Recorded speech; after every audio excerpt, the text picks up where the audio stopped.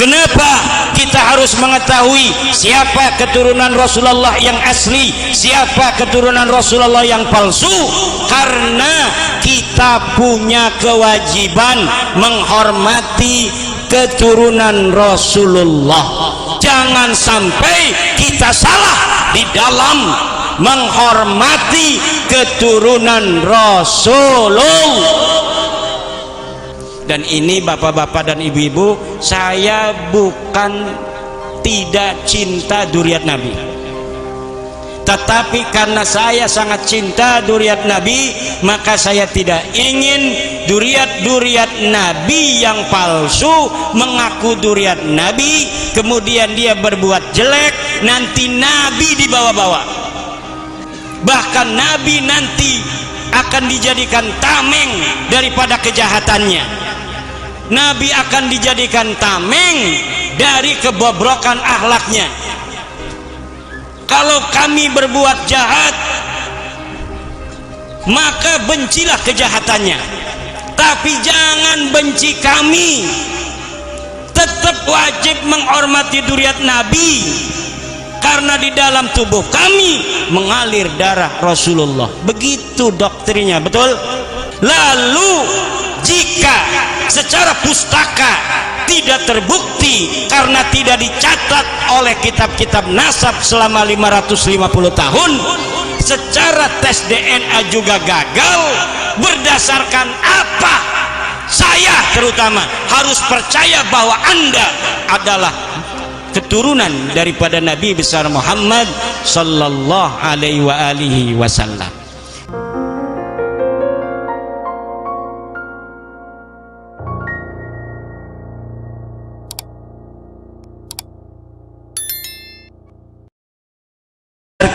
Anak kita tentang Nabi Muhammad bahwa dia adalah seorang nabi utusan Allah, diutus di kota Mekah. Namanya Nabi Muhammad, ibunya adalah Aminah, ayahnya adalah Abdullah. Ia punya anak namanya Siti Fatimah Az-Zahra. Siti Fatimah Az-Zahra punya anak Sayyidana Hasan dan Sayyidana Husain.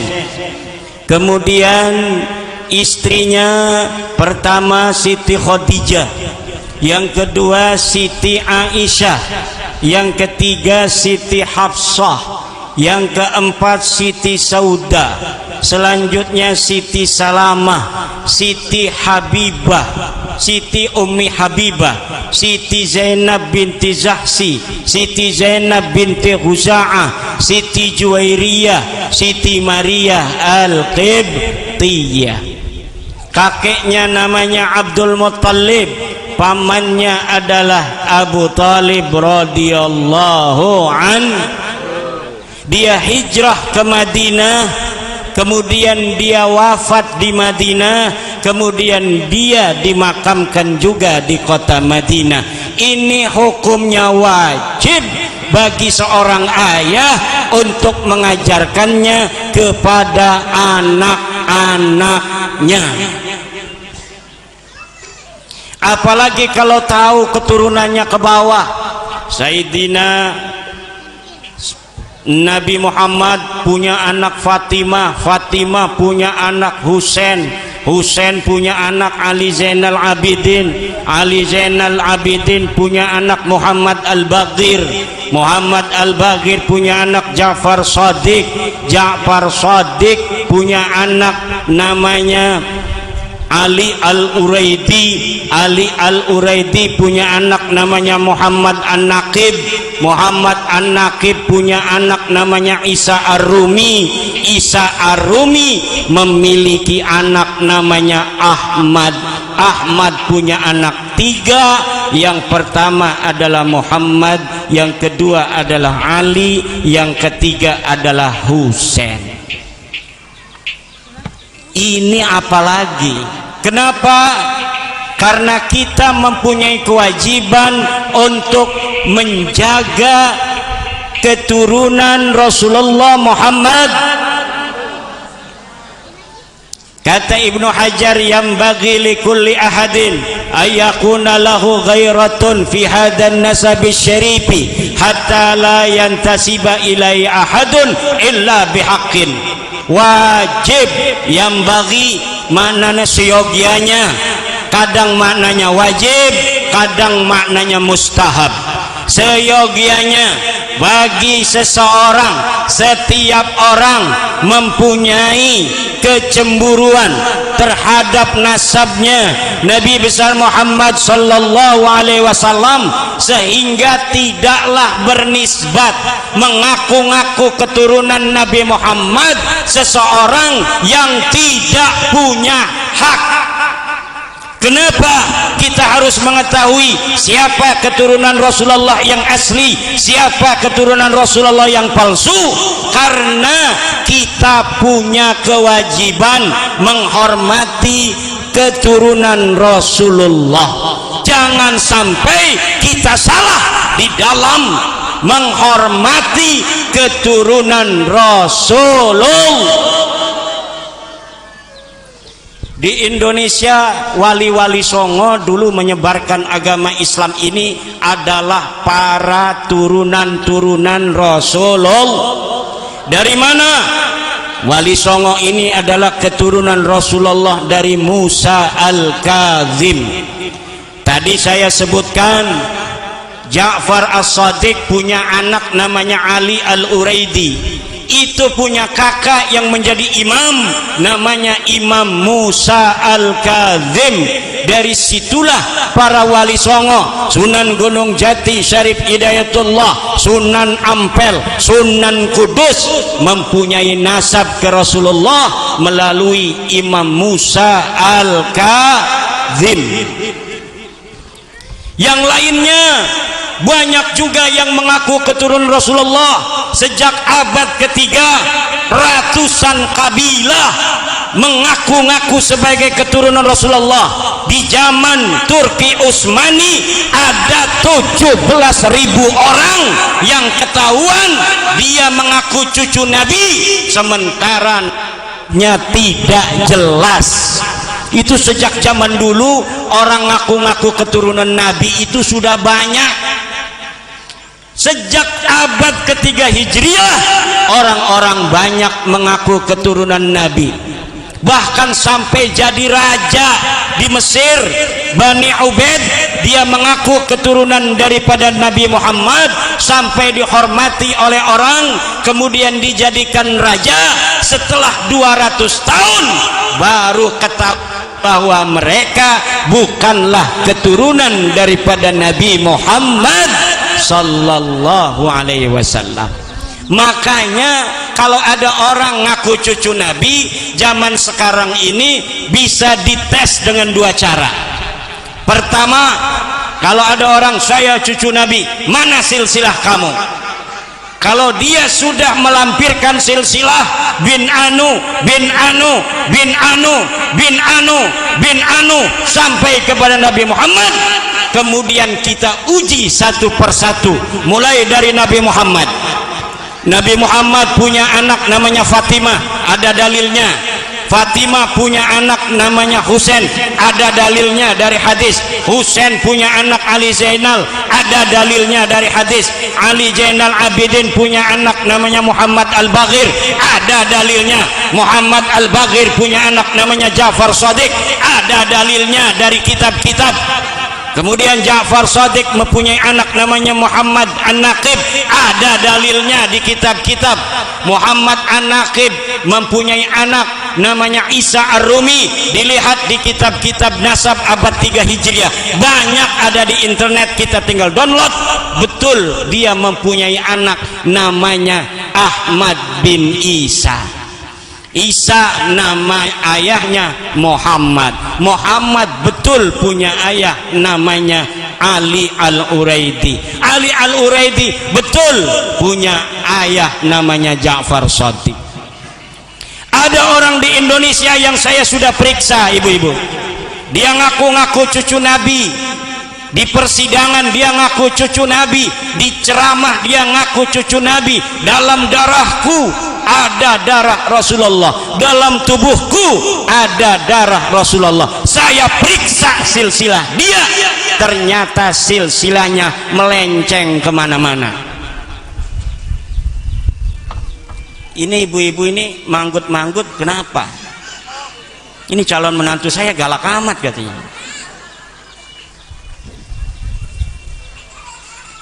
Orang-orang yang selama ini mengaku cucu Nabi ternyata secara ilmu nasab tidak terkonfirmasi mereka sebagai keturunan daripada Rasulullah Muhammad sallallahu alaihi wasallam. Dan saya siap untuk berdebat, saya siap untuk di pengadilan mempertanggungjawabkan kata-kata saya bahwa yang mengaku-ngaku keturunan Nabi Muhammad di Indonesia yang bergelar Habib-Habib itu bukanlah keturunan daripada baginda Nabi besar Muhammad sallallahu alaihi wasallam. Yang kedua, bukan dengan nasab tapi dengan tes DNA. Kalau ada orang ngaku anak seseorang zaman sekarang, misalnya ada orang si Jabrik ngaku anaknya Kiai Anu yang sudah meninggal, tiba-tiba dia datang bahwa saya anak wayuan, anak candungan, yang tidak diketahui orang tiba-tiba datang minta warisan kepada keluarganya almarhum. Itu bisa dibuktikan dengan tes DNA. Dengan apa? Tes DNA. Tes DNA ini selain dia bisa untuk mendeteksi daripada nasab yang dekat, ayah kepada kakeknya, anak kepada ayahnya, juga tes DNA ini bisa mendeteksi nasab yang ribuan tahun yang lalu.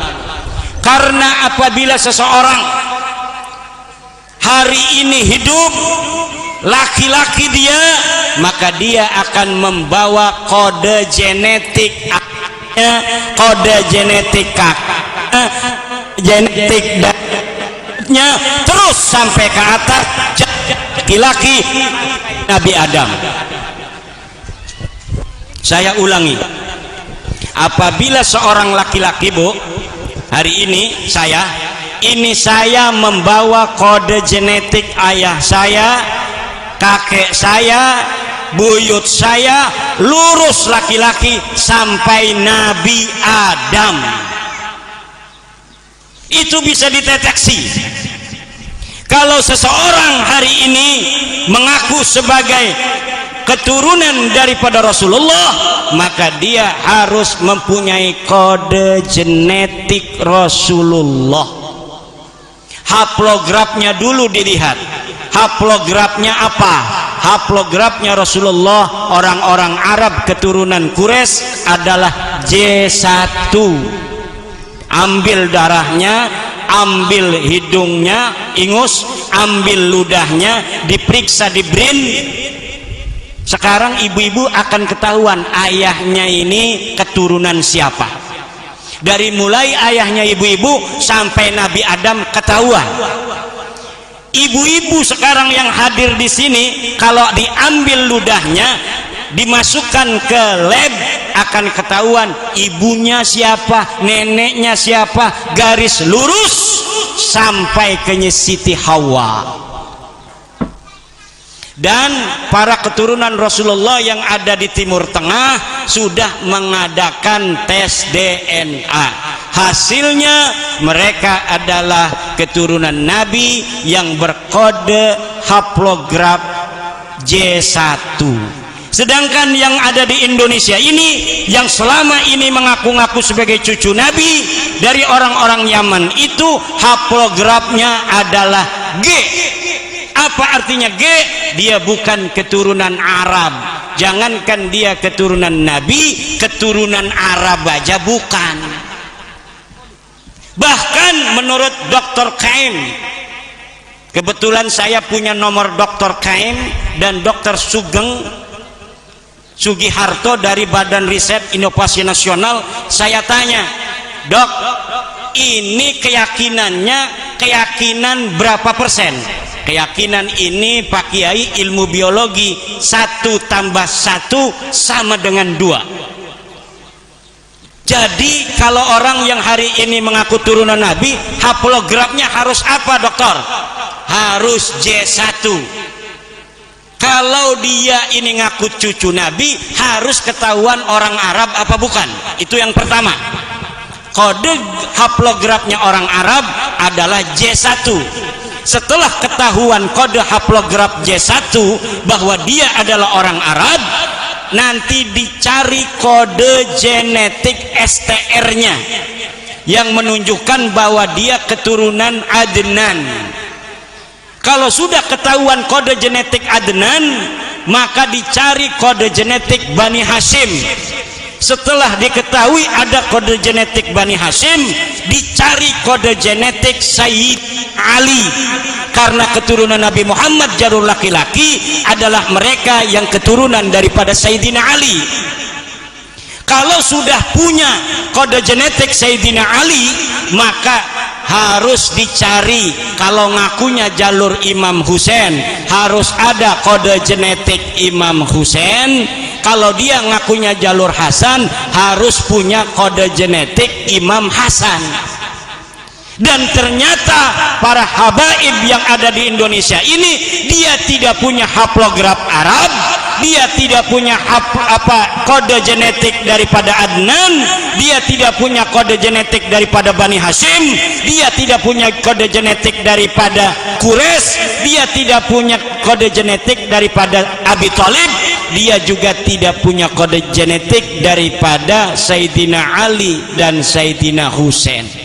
Lalu jika secara pustaka tidak terbukti karena tidak dicatat oleh kitab-kitab nasab selama 550 tahun, secara tes DNA juga gagal, berdasarkan apa saya terutama harus percaya bahwa Anda adalah keturunan daripada Nabi besar Muhammad sallallahu alaihi wasallam?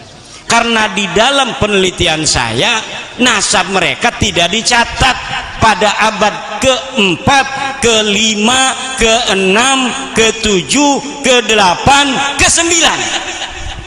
Sedangkan yang diaku mereka adalah Ahmad bin Isa. Ahmad bin Isa ini orang yang hidup pada abad ke-4. Dia wafat 345. Kitab-kitab yang ada di abad itu sudah ada. Kita bisa lihat di kitabnya Sirru Silsilatil Alawiyah. Kita bisa lihat di kitab Imam Al-Ubaidili yang ada di abad ke-5. Siapa anak-anak daripada Ahmad bin Isa? Kata mereka, mereka keturunan Ahmad bin Isa dari anaknya yang bernama Ubaidillah. Saya cari di kitab-kitab abad ke-5, tidak ada anak Ahmad bin Isa yang namanya Ubaidullah. Lalu di abad ke-6 kitab udah banyak. Imam Al-Fakhrur Razi mengarang kitab yang namanya Asy-Syajarah Al-Mubarakah fi Ansabit Talibiyah. Dia katakan Imam Ahmad bin Isa punya anaknya cuma 3, Muhammad, Ali, dan Husain. Tidak punya anak yang namanya Ubaidullah. Kitab abad ke-7, ke-8, ke-9 awal semuanya sama, bahwa Imam Ahmad bin Isa tidak punya anak namanya Ubaid. 550 tahun nasab ini tidak dicatat. Kenapa tidak dicatat? Karena bukan keturunannya. Lalu pada abad ke-9 ada seorang Habib yang dia nyatet sendiri bahwa saya bin Abdullah atau Ubaidullah bin Ahmad bin Isa. Nyatet dewek. Lalu dia punya anak, punya keturunan yang jadi ulama, punya murid namanya Ibnu Hajar. Ibnu Hajar nyatet silsilah gurunya sesuai dengan pengakuan gurunya. Makanya kata orang-orang yang membela nasab Alawi, Imaduddin sama Ibnu Hajar hebatan siapa katanya.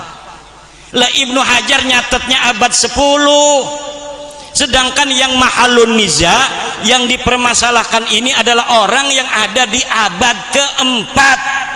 Dari mana Ibnu Hajar tahu bahwa Ahmad bin Isa ini punya anak namanya Ubaidillah, sedangkan dia hidupnya di abad 9, dan di dalam kitabnya dia katakan bahwa saya nyatet ini bin sesuai dengan Ba'alawi sekarang dari gurunya yang seorang Ba'alawi.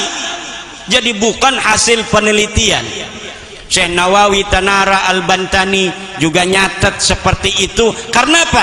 Karena dari mereka sudah bikin kitab, tinggal nyontoh di situ tanpa ada penelitian.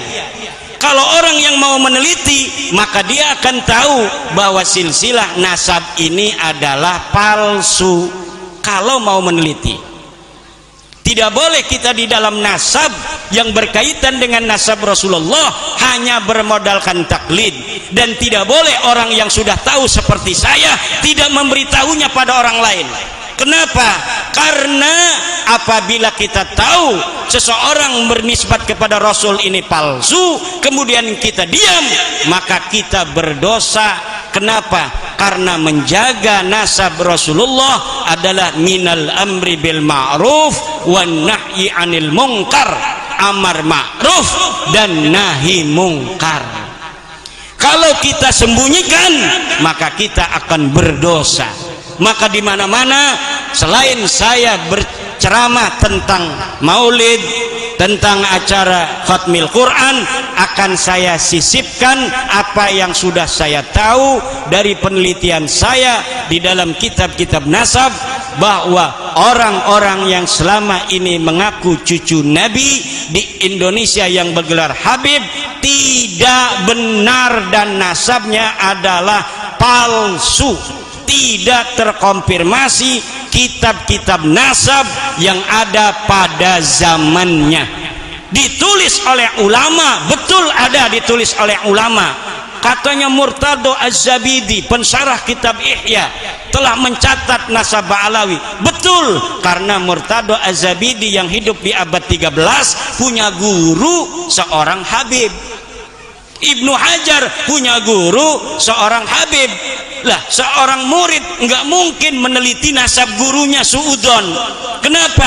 Karena dia lihat gurunya soleh. Masa soleh mau bohong? Nah, kebetulan yang saya hadapi hari-hari ini adalah orang-orang yang tidak soleh. Mulutnya suka mencaci pemerintah, suka mencaci pak polisi, katanya orang coklat pak polisi itu. Suka mencaci ulama, memanggil ulama mereka ulama lurus. Kalau ulama-ulama yang tidak setuju dengan mereka, berarti ulama tidak lurus. Ini adalah pengkotak-kotakan ulama. Kalau ada ulama yang tidak setuju dengan pendapat mereka, maka mereka katakan itu bukan ulama yang lurus. Tapi apabila mereka memuji ulama-ulama mereka, maka mereka akan katakan bahwa kita ikut ulama lurus. Ini kalimat kita ikut ulama lurus adalah kalimat kedustaan, kalimat yang bercabang. Agar apa?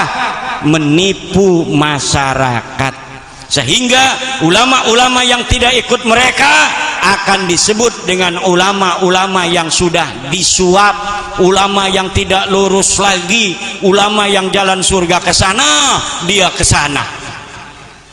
Maka ini bahaya orang-orang yang semacam ini. Maka karena saya menghadapi orang-orang semacam ini, saya curiga, ini bener enggak sih gini nasabnya Rasul?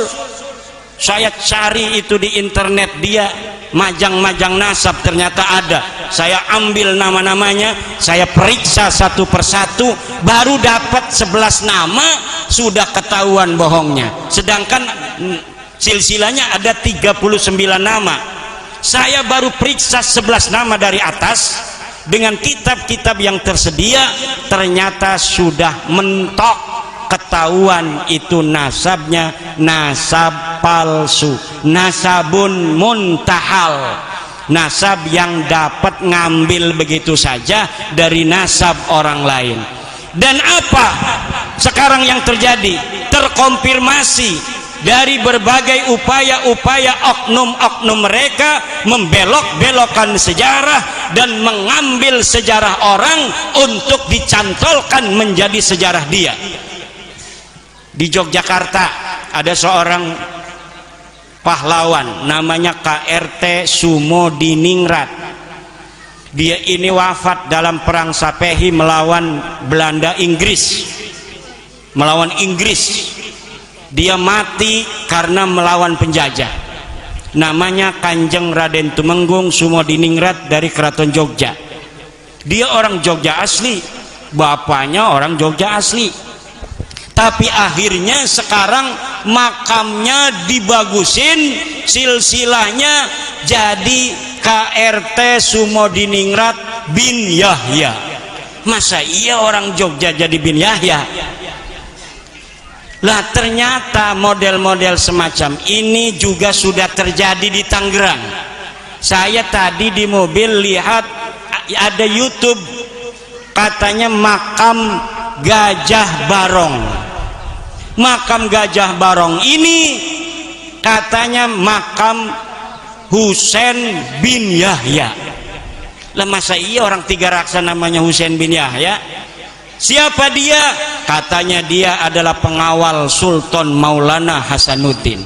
Nah masa iya Sultan Maulana Hasanuddin punya pengawal Husain bin Yahya, sedangkan orang-orang Yaman datang kemari 1800, Sultan Hasanuddin itu 1500. Berapa ratus tahun berarti orang itu umurnya?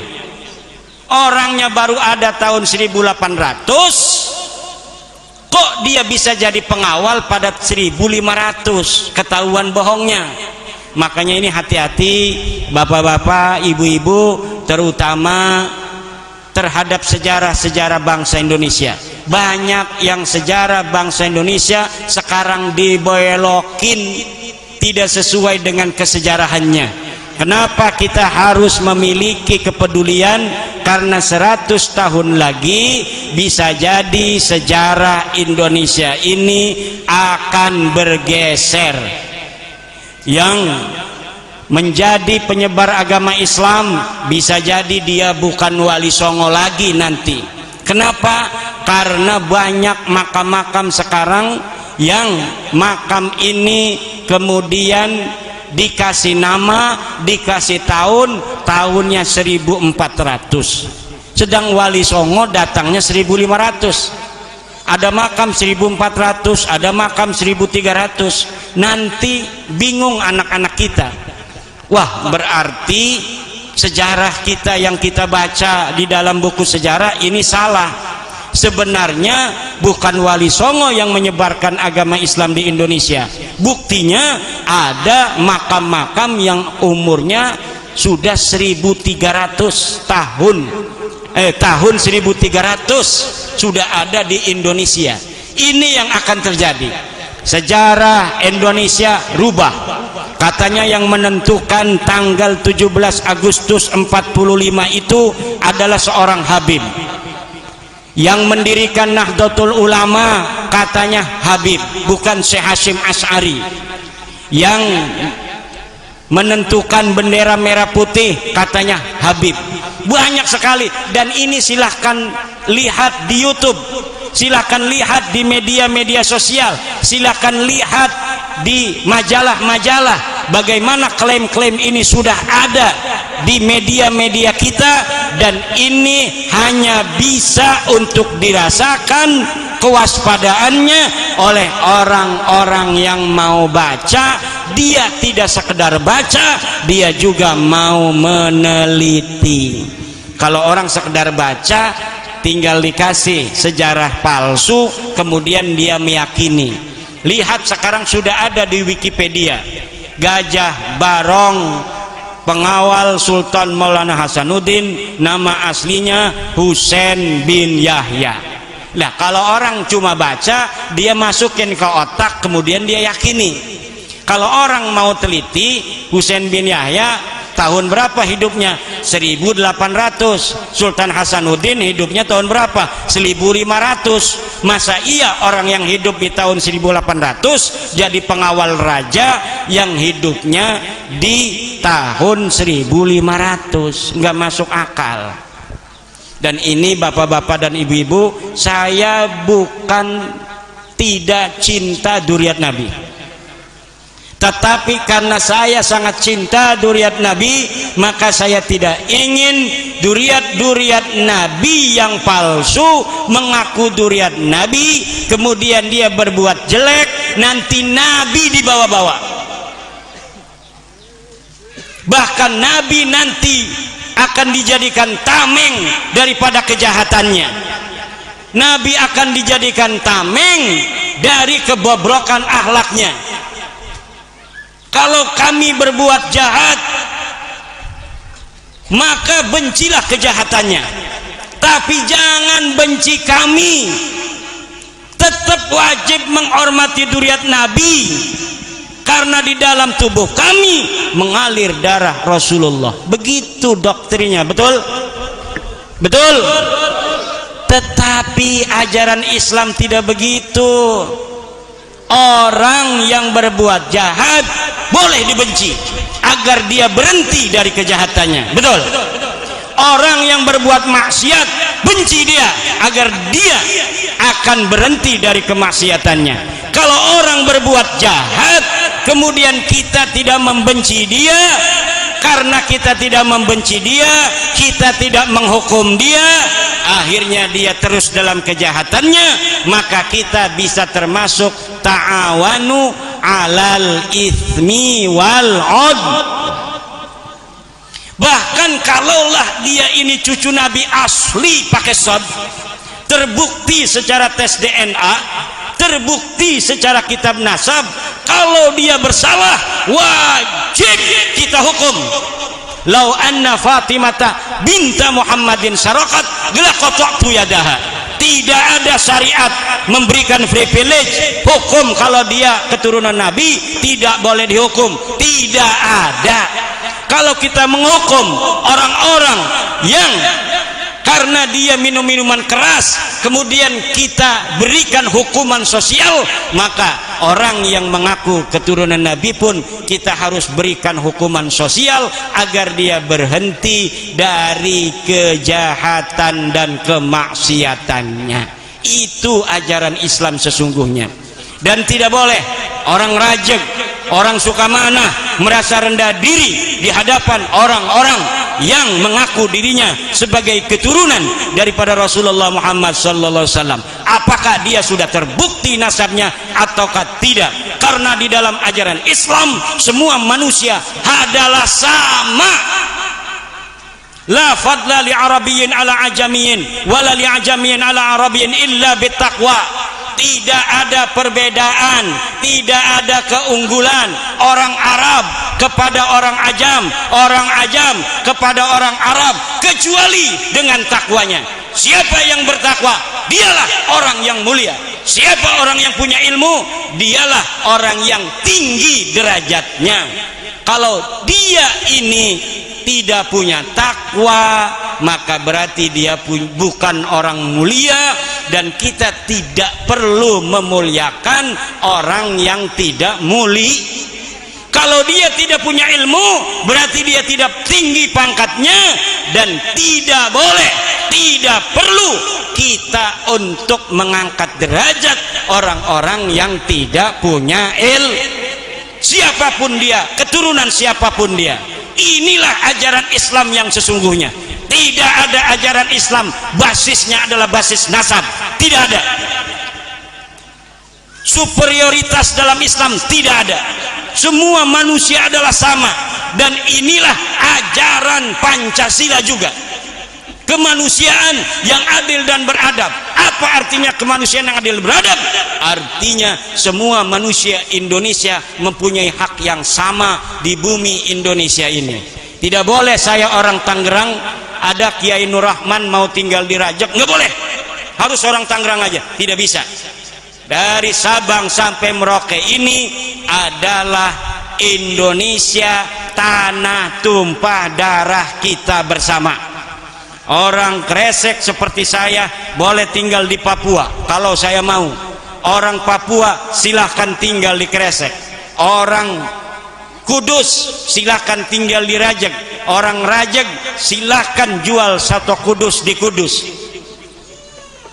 Demikianlah Indonesia kita, Indonesia yang indah. Tidak boleh orang-orang dari Rajeg mengatakan orang Kudus bukan orang Tangerang, bukan orang kita, bukan orang pribumi. Semuanya di Indonesia ini adalah pribumi karena dia punya sejarah nenek moyang leluhurnya sebelum Indonesia ini terbentuk. Ketika kita masih kerajaan-kerajaan, kita sudah ada di Indonesia. Siapakah pribumi di Indonesia? Dialah orang-orang yang sudah merasa sebagai orang Indonesia. Siapa orang-orang yang sudah merasa sebagai orang Indonesia? Dialah orang yang namanya tidak ada lagi ciri-ciri nama dari tempat negaranya dulu dia berasal.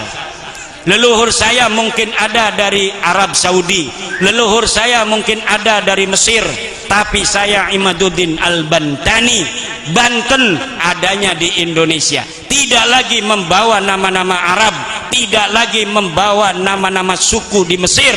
Yang ada adalah Imaduddin orang Banten. Banten ini adalah Indonesia. Tapi kalau ada orang misalnya dari Belanda, dia pindah ke Indonesia, sudah 3 turunan, tapi anaknya masih nama Van Houten, itu berarti dia belum pengen jadi orang Indonesia bener-bener. Kalau dia pengen jadi orang Indonesia benar-benar, nama-nama yang masih membawa nama-nama daerah dia, negara dia dulu dihilangkan untuk anak-anaknya, agar anak-anaknya menjadi Indonesia banget. Betul? Udah, orang Belanda kalau pindah ke Indonesia anaknya disebut nama Supriyadi, namanya Satrio, namanya Prabowo. Betul? Tidak boleh lagi nama-nama negeri Belanda kemudian diberikan kepada anak kita, karena kita kekeh pun ngomong bahwa kita pribumi. Kalau nama kita masih membawa nama-nama negara asal kita, berapa keturunan pun kita akan tetap merasa kita bukan orang Indonesia, karena kita membawa-bawa nama asal negara leluhur kita. Hadirin ma'asyiral muslimin rahimakumullah, demikianlah yang dapat saya sampaikan. Mudah-mudahan ada manfaatnya. Kita malam hari ini bermaulid kepada baginda Nabi besar Muhammad sallallahu alaihi wasallam. Mudah-mudahan Allah Subhanahu wa taala memberikan pahala yang besar bagi panitia yang belum punya istri. Ya Allah, kasih istri yang cantik dan solehah, kasih anak-anaknya yang soleh-solehah yang banyak, keturunannya ila yaumil qiyamah menjadi kiai, menjadi presiden, menjadi menteri, menjadi gubernur, menjadi bupati, menjadi camat, menjadi orang-orang kaya. Semoga kita yang belum haji malam hari ini, semoga dengan barokah maulid baginda Nabi ini, ya Allah, mudahkan mereka untuk pergi haji. Mudahkan semuanya dari kita ini untuk pergi haji, untuk pergi haji, pergi umroh, jalan-jalan ke Amerika, jalan-jalan ke Korea, jalan-jalan ke Malaysia. Amin ya Rabbal. Yang punya utang, ya Allah, moga-moga lunas utangnya semua, asal dibayar. Amin. Moga-moga ini hijau-hijau, tinggal bajunya diganti, ditambahin supaya 2 seragamnya. Ini seragam putih, seragam hijau lagi, seragam muslimat. Tadi udah wujud kita mbako itu orang NU. Maka jamiahannya beli 1 seragam lagi 180.000 di Shopee, yaitu seragam muslimat NU.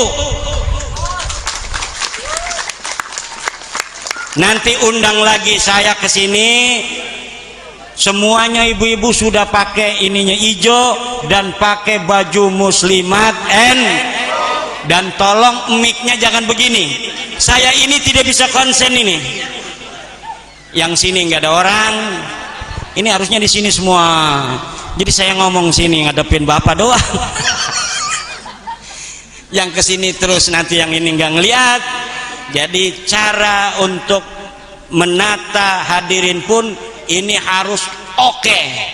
Jangan asal aja begini, susah ini saya kesana kemari nggak melihat orang, mic-nya terlalu jauh, jadi ada pantulan sehingga saya ngomong tidak langsung ceret tapi harus menunggu dulu. Nah, apapun itu kita sudah berdoa kepada Allah, malam hari ini adalah malam yang penuh barokah, malam maulid baginda Nabi, malam yang akan menjadi saksi kita di hadapan Allah bahwa kita mencintai Rasulullah. Dan saya tadi telah menyampaikan kewajiban saya sebagai orang yang tahu akan nasab sebagian orang yang mengaku keturunan Rasul namun dia bukan keturunan Rasul, dan sudahlah hilang kewajiban saya untuk malam hari ini. Lebih baik walaupun kita ada riwayat seperti keturunan Maulana Hasanuddin Banten, ada manuskrip 1624, ada manuskrip 1679, ada manuskrip Bangkalan, ada manuskrip Kecirebonan, ada puluhan manuskrip menyatakan Kanjeng Sultan Maulana Hasanuddin keturunan Nabi besar Muhammad SAW, tapi anak keturunannya jarang sekali mungkin di media-media sosial mengaku sebagai keturunan daripada baginda Nabi besar Muhammad SAW. Mungkin dia tidak mengaku karena hidungnya sudah pesek, kulitnya sudah banyak yang hitam. Keturunan-keturunan daripada Sunan Kudus, Sunan Giri, Sunan Ampel, semuanya adalah ada riwayat di dalam manuskrip yang sudah ratusan tahun bahwa mereka adalah keturunan dari baginda Nabi besar Muhammad SAW. Namun mereka tidak pernah mengaku sebagai keturunan baginda Nabi besar Muhammad SAW.